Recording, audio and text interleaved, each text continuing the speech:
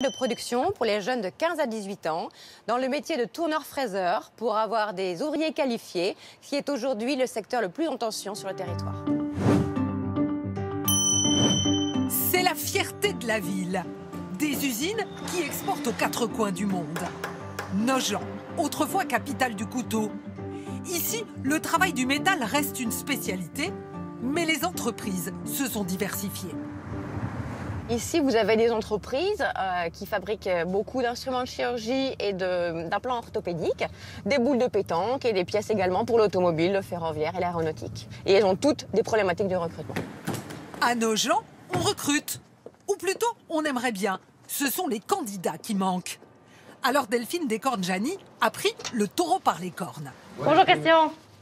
Les entreprises locales vont lancer leur propre école de production. Elle formera des tourneurs-fraiseurs. Christian Houry fabrique du matériel chirurgical. Il a tout de suite accroché à l'idée. C'est notre vivier de demain. Donc c'est très intéressant pour nous industriels de participer, d'aider à monter en puissance et ensuite d'offrir un avenir à ces jeunes. Des écoles de production, en France, il en existe une trentaine. Toutes financées par des entreprises locales. Elles sous-traitent les commandes des clients à des élèves. À Nogent, le projet rassemble une dizaine d'entreprises, dont celle de Franck Coisiac. Il fabrique des outils pour les garagistes. Qu'est-ce que c'est ça? Ça, c'est une pince pour démonter les colliers du rite dans les véhicules. La pénurie de main-d'œuvre, il connaît. Sur 10 tourneurs-fraiseurs, il lui en manque 3. Les jeunes ne sont pas fans du travail à l'usine. Ils pensent que c'est un métier ingrat, sale, sans réflexion, alors que c'est tout à fait le contraire. On se retrouve par période à avoir les machines disponibles et à pas avoir les hommes devant. Difficile à avaler pour les anciens. Tourneur-fraiseur depuis 30 ans, Jean-François Auberlinger a toujours le feu sacré pour son métier. Ah ben moi j'ai aimé, ouais. Le fait de démarrer d'un morceau de brut et puis de réaliser une pièce, même aujourd'hui avec mes années de carrière, j'apprends encore des choses. Donc vous leur diriez, allez-y quoi. Moi je suis, ouais. Le profil recherché par cette entreprise, c'est celui de Léo.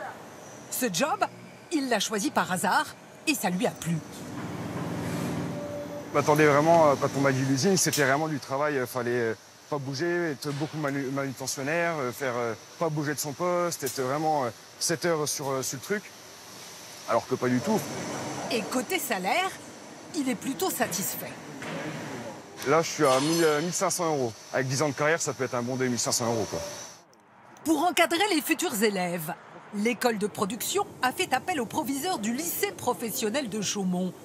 Il veut aller chercher les décrocheurs et les remettre en selle en leur proposant du concret.